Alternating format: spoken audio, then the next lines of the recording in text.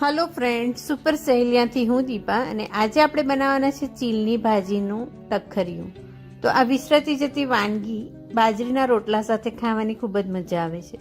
શિયાળામાં ચીલની ભાજી માર્કેટમાં જોવા મળતી હોય છે અને બાજરી પણ શિયાળામાં ખાવી ખૂબ જ ઉત્તમ, એટલે આ કોમ્બિનેશન શિયાળા માટે બેસ્ટ. તો અહીંયા મેં લીધી છે 400થી 500 ગ્રામ જેટલી ચીલની ભાજી.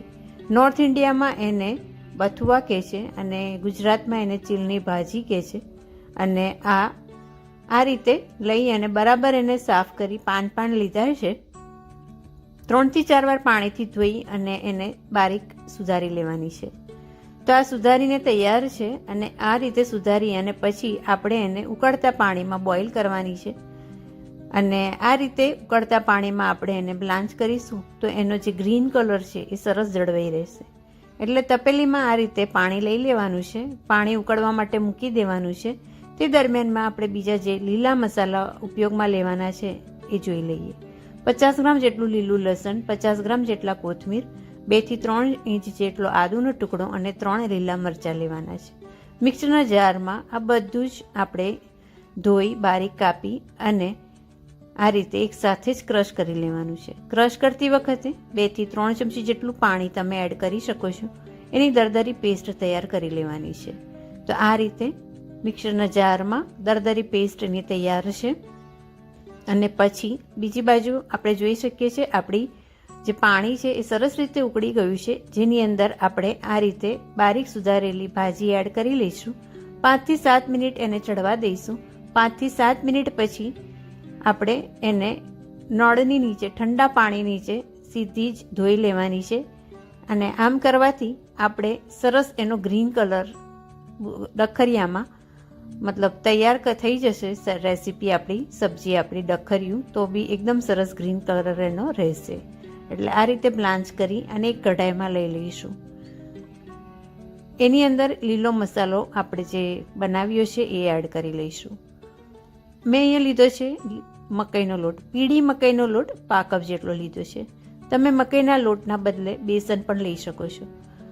તમે આ રેસીપીમાં લસણ ન ખાતા હોય અને સ્કીપ કરવા ઈચ્છતા હોય તો સ્કીપ કરીને પણ બનાવી શકો છો. આ છે ગોરસ, છાશનું પેકેટ, 400 mlની ક્વોન્ટિટી છે. આખું પેકેટ આમાં હું એડ કરી લઈશ. તમે ઈચ્છો તો ઘરનું દહીં હોય એમાંથી પણ છાશ બનાવીને એડ કરી શકો છો. 2 ગ્લાસ જેટલી મીડિયમ ખાટું દહીં હોય એની છાશ બનાવી દેવી. આ રીતે બધું સરસ રીતે મિક્સ કરી દેવાનું છે. અને પછી ગેસ ચાલુ કરી દઈશું અને કરીશું બાકીના મસાલા. મીઠું નાખી દીધું લગભગ 1/4 ચમચી જેટલું. એની અંદર આપણે બીજા મસાલામાં હળદર નાખીશું, એ પણ લગભગ 1/2 ચમચી જેટલી નાખી દઈશું. આમાં ધાણા જીરુંનો પાવડર એ લગભગ 1/4 ચમચી જેટલો અને નાખી દઈશું આમાં લાલ મરચું એ 1/2 ચમચી જેટલું. તો આ રીતે જે મસાલાના ડબ્બામાંથી આપણા જે રેગ્યુલર મસાલા જ આપણે એડ કરવાના છે. બધું સરસ રીતે હલાવીને મિક્સ કરી દઈશું. ગેસનો ફ્લેમ મીડિયમ રાખીશું. થોડી વારે હલાવતા જઈશું.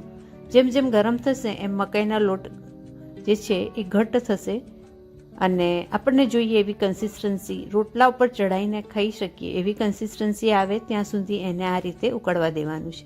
થોડી વારે હલાવતા જવાનું છે. અને આ રીતે પ્રોપર કન્સિસ્ટન્સી આપણને જોઈએ એવી લગભગ 7 મિનિટ આપણે ગરમ કરીશું એટલે આવી જશે. અને આ ઠંડુ પડશે એટલે થોડુંક હજી ઘટ્ટ થશે. એટલે આ એકદમ પ્રોપર કન્સિસ્ટન્સી આપણને જોઈએ એવી અને સરસ રીતે ચડી પણ ગયું છે. અને આ આપણું ડખરિયું ઓલમોસ્ટ ડન, તૈયાર થઈ ગયું છે. ગેસ બંધ કરી દઈશું અને બીજી બાજુ વઘારની તૈયારી કરી લઈશું. વઘાર અહીંયા આપણે ઘીનો કરીશું, કેમ કે લીલું લસણ ઘી સાથે ખાવાની ખૂબ જ મજા આવતી હોય છે. આ રેસીપીમાં લીલું લસણ થોડું આગળ પડતું આપણે યુઝ કર્યું છે એટલે ઘીમાં વઘાર કરીશું. તમે ઈચ્છો તો તેલમાં પણ કરી શકો છો. અહીંયા 5 ચમચી જેટલી રાઈ અને 1/2 ચમચી જેટલું જીરું, અને રાઈ અને જીરું તતડે એટલે હિંગ અને કડી પત્તા નાખી ગેસ બંધ કરી દઈશું. અને આ વઘાર આપણે ડખરિયાની ઉપર રેડી અને બધું સરસ રીતે મિક્સ કરી લઈશું. તો ફ્રેન્ડ્સ, વઘાર આપણે આ રીતે એડ કરી લીધો છે અને બધું સરસ રીતે મિક્સ કરી ઉપરથી કોથમીરથી ગાર્નિશ કરી અને આપણું ડખરિયું તૈયાર. વઘારમાં તમે લીલા લસણની સાથે સાથે સૂકા લસણની કળીઓ વઘારતી વખતે બારીક કાપીને એડ કરી શકો છો. એટલે કે લીલું લસણ અને સાથે થોડું વઘારમાં સૂકું લસણ પણ એડ કરી શકો છો. આપણું આ ડખરિયું તૈયાર છે અને પીરસી શકો છો એને બાજરીના રોટલા સાથે. ખાવાની ખૂબ જ મજા આવે છે. ચોક્કસ ટ્રાય કરજો આ રીતે આ ડખરિયું. તો સુપર સહેલિયા ઓલવેઝ ટ્રાય કરે છે કે તમને વિસરાતી જતી વાનગીઓ જે ખરેખર આપણો ખજાનો છે એ બતાવવાનો ટ્રાય કરીએ. અને આ ફરી એકવાર ડખરિયું, ચીલની ભાજીનું ડખરિયું જરૂરથી ટ્રાય કરજો બાજરીના રોટલા સાથે. ખૂબ જ ખાવાની મજા આવશે. સબસ્ક્રાઈબ ન કરી હોય તો ચોક્કસ સબસ્ક્રાઈબ કરો સુપર સહેલિયા.